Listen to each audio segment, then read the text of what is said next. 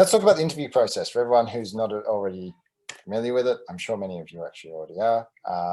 So you've done this rodeo a few times, but let's talk about what it feels, what it looks like from the interviewer's perspective. And it can often give you some really actually interesting view on things, because it's not the number of times I've started having engineers start being on the opposite side of the interview table and go, oh wow, this is what so many people do. You'd be amazed. You really get a different perspective when you're coming from the opposite side. So first of all, let's talk about what an interview structure usually is. You'll usually have a screening interview, which is someone will give you a ring and just make sure that you can speak English in Australia. You've got some basic social skills. You can carry a conversation. You can talk about at least talk about some basic skills that are relevant to the position. You're probably not going to be called by the recruiting manager for this. It's probably going to be recruiter or HR. I have done screening calls in the past. It's particularly when I find candidates, which I find really interesting. I might actually bypass my HR team and actually call them myself, just so I can get a better feel for them. I've never done that with a graduate or a junior, honestly. That's usually when I'm trying to recruit seniors, architects, engineering managers, and so on. So you're almost certainly going to be talking to an HR, or if it's a startup, a really small startup, then you'll probably be talking to the CTO. Yeah. All right. So you've got a few things that come after that. Assuming you pass your screening interview, you've got your skills interview, which is usually conducted by a mix of your engineering peers and managers. This gives you a chance to show off what you know. This is your classic technical whiteboard interview. And then you've got the culture interview. This is usually conducted by a different mix of your peers and manager, so it will be different people who conduct the skills interview, so everyone has more of a chance to actually get to meet you. This is to make sure that enough people agree that you don't seem like a terrible person. So this is the key here. Come across as a reasonable, nice person. We have had people drop out. We have had people reject at the culture interview simply because people didn't think they were nice. All right, interview basics. Always show up on time. There's no excuse for not showing up on time. Aim to at least be at the property 10 minutes beforehand, just in case something goes wrong. Occasionally, I've had someone call and say, like, I've been in an accident or something like that, which, okay, fair enough. But generally speaking, always show up on time. I once had a field tester, and there was one memorable case where we had a field tester whose job was to follow maps on Google Maps and so on, and end up at the right location and be able to actually navigate around. He unfortunately ended up at the wrong location for the interview. Unfortunately, I think we immediately disqualified him for that on the basis that it was kind of important to be able to follow maps correctly. All right, so always stay polite, respectful, and interested when you're in an interview. Don't switch off. Certainly don't play on your phone. None of that. Key thing is listen carefully to the question and make sure you answer it. Number one, I got to underline this. Please make sure you answer the question. The number of times I've had several cases where I've had to ask people the same question several times. It's not good. It really leaves a bad taste in the interviewer's mouth. Now, to stand out. To stand out though, something that nowhere near enough people do when they're applying is to ask good, relevant questions. It's an interview that goes both ways. You're being interviewed to see if you're suitable for the company, but you should also be interviewing the company to see that it's suitable for you. Research the company in advance, ask lots of questions about what they do and how they do it. Do they use Scrum? What technologies are they using? What are their where are they going in the future? What does the team you'd be joining do specifically? All of this, all just critical questions. Make sure that you do actually come in with some questions prepared that you really actually do want to know the answers to it. You're not just asking them because you want to have something to ask. Actually come in with real questions that are relevant to the company. It does make a big difference. You'll find that if you can get the interviewer spending most of their time talking, it's a good interview. That's one of the really interesting things. You can play a little bit of human psychology on that. People like talking.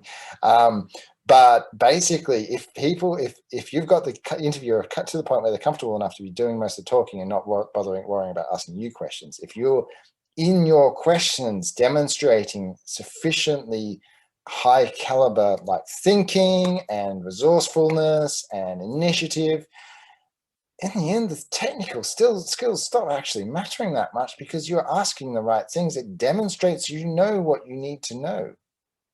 I wasn't asked a single question in my interview at Blue Dot.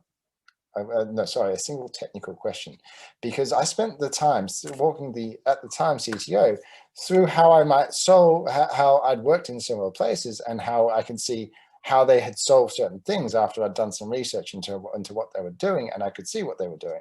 And he just sat there, and he basically, we had a good back and forth about how things could be done in certain ways. And he basically stood up at the end and said, "You've got the job," because I knew exactly what they needed. So if you can ask questions and if you can talk authoritatively about things, it makes a massive difference. So please do your research. Come in with a few things that you would like to know about the company. It's good. It makes a big difference. Okay, let's break these down a bit. Skills technical interview. Early in your career, you will not be expected to answer all the questions in a skills technical interview. You're just not going to be able to. When I do my skills technical interviews, I have the same set of questions for juniors versus leads. Like, you're not going to be able to answer them all. This designed specifically. I expect the leads to be able to answer every single one of them. Let me be clear there. But if you're a graduate or if you're going for a junior position, you do not expect to be able to answer them all. Which means if you don't know the answer to a question, please be clear about it. Getting something wrong, stating confidently that the answer is something when it's not, makes it look like, well, basically it's much easier to teach something they don't know than something they are wrong about. And so you want to not know things more than you want to be wrong about things. Occasionally you can take a stab, you can say, "Oh, I think I know this," and that's fine, but please don't confidently answer the wrong thing. If you don't know, please just say so.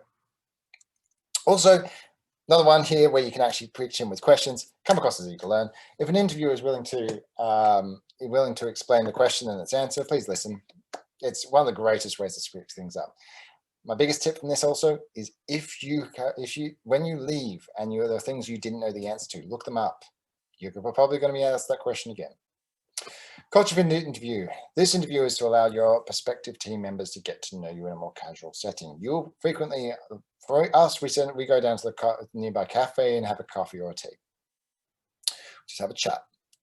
For this one, you make sure you are honest, upfront, and open to talking about the future.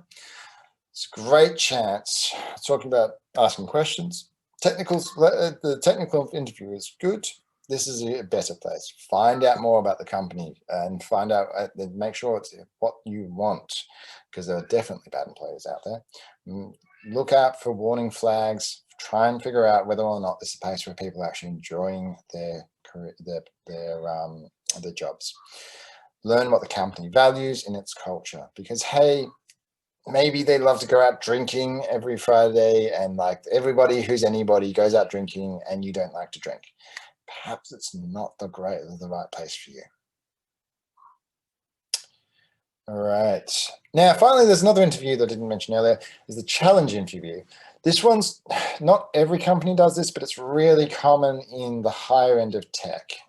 This is where your classic Google interviews, Facebook does it. I mean, pretty much every named every name brand that you know does this, where basically they give a challenge to the applicant, and you're given a set number of hours to accomplish a task. This can be from a couple of hours where you're just given a laptop and go try and solve this problem, or it can be days where you actually sent the problem and you can try and solve it at home. We've actually used both of those for different roles, depending on sort of what's appropriate. And you're going to be judged on your ability to execute the approaches you display in getting there. So a few examples might be software engineer creating a simple app. If you're trying to get a mobile position, they might ask you to build a app which does a very simple task. A QA engineer might be to write a test strategy for a conceptual app. One of the key things with there, of course, if you're doing that one, please make sure you ask questions. The number of QA engineers I've had come through who who think that they shouldn't be asking questions when it's literally the basis of their job, where QA engineering is about teasing out the requirements, the acceptance criteria, and making sure that the software is satisfying it. Make sure you do that. And if you're looking for a product manager's job, which I actually should be talking a little bit more about what that actually means, because I'm sure a lot of people here don't actually know what that means. The product manager is asking, well, how would you validate this proposed product? And that's like the core question for product management, which is, how do we make sure we're building something that people are going to like, basically. And essentially product managers come up with a lot of ideas and try and figure out which one's going to work.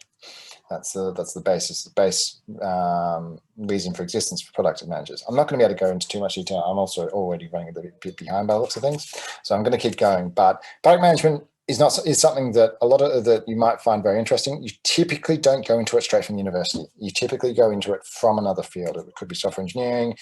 We've got a product manager as a QA engineer. You can get into it from marketing. We had a previous VP who's from that side. There's lots of ways you can get into product management.